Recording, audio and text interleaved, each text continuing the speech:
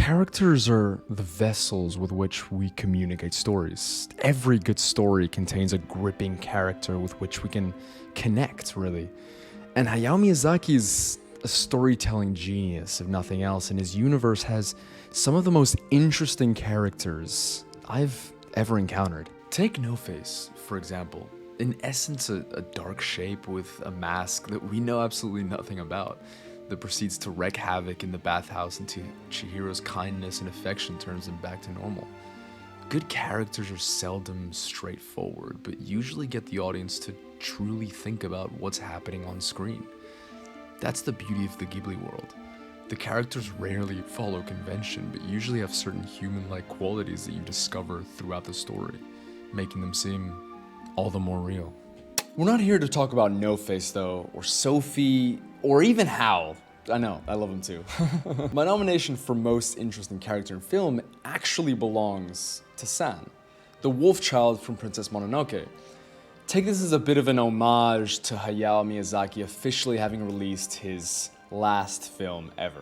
Before we get to that though, I think it's important to establish what I think makes an interesting character. The most important part for me is that there be a character arc where the character changes over the length of the movie. Next, I think it's important to have a character with many layers that isn't so easily understood throughout the film. Lastly, I think the character has to have a certain element of relatability so that we mere humans can feel connected to the character at least somehow. So let's get into it. San's backstory in and of itself is already incredibly captivating. The wolf goddess Moro attacked her parents when she was a baby, and when her parents threw her at Moro's feet and ran, she proceeded to raise her as her own child, as any wolf goddess would do, obviously. When we first see her, she's a savage, badass wolf girl that seems to kind of reject her own humanity, convinced that she's more wolf than human, which kind of clearly stems from her insecurity living in a wolf clan while being a human, you know, not looking anything like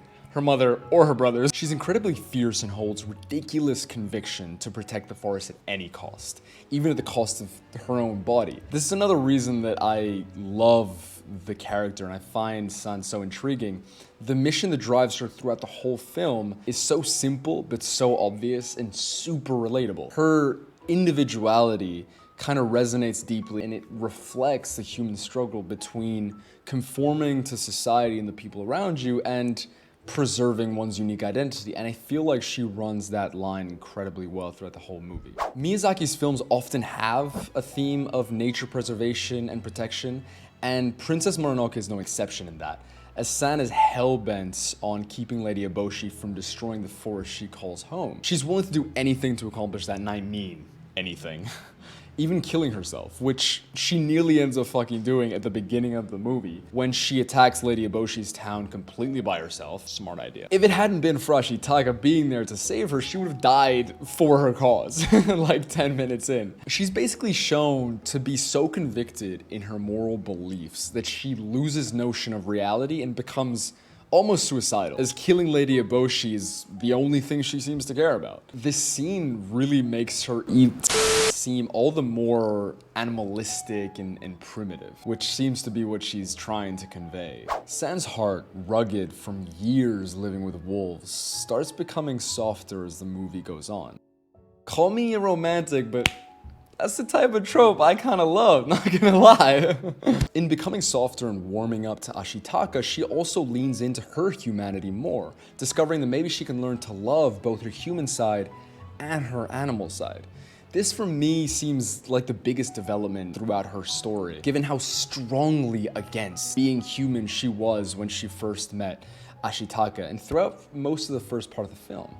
Miyazaki really leans into that throughout the beginning of the film with scenes like the visceral reaction she has when Ashitaka calls her beautiful, or the infamous scene when we see her suck out the blood from her mother's wound. The stark contrast between these scenes and the affection that develops for Ashitaka at the end of the movie is what makes it so damn good. Throughout the movie, that's the character arc that we see develop. You know, through Ashitaka's help, she slowly comes to realize that being human might not be that bad after all. She finally met a human that she doesn't completely despise. Let's go, Ashitaka. And you can see her hatred for all humans slowly deteriorates. As she warms up to him, they start fighting together to protect the forest, its animals, and the forest spirit, of course. Towards the tail end, when everything kind of hits the fan, we see another trait of Sans come to light.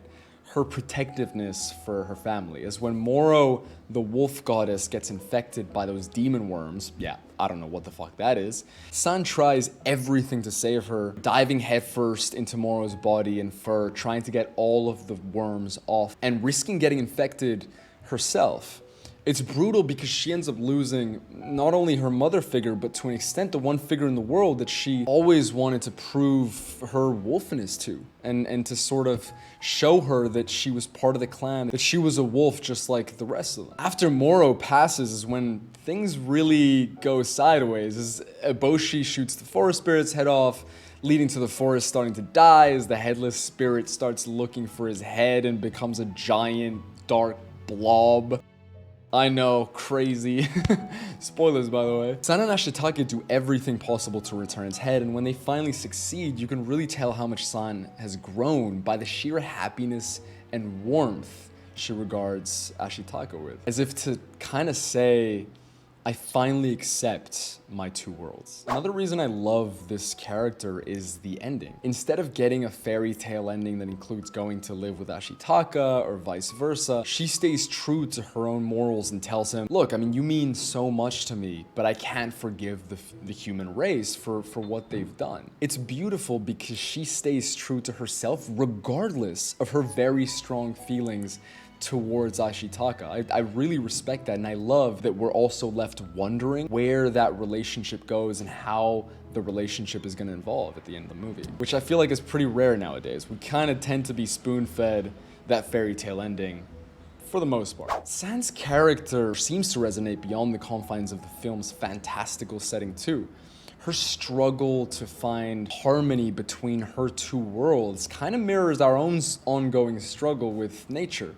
This theme of balance between progress on one side and conservation of nature on the other side really elevates, for me, her character to a realm of relatability. She's complex yet so simple and relatable, savage but compassionate, capable of change, deeply protective, and so badass. That's San for you, and come closer. That's why I think she's the most interesting character in film. That's all for this video, guys. I'll see you in the next one.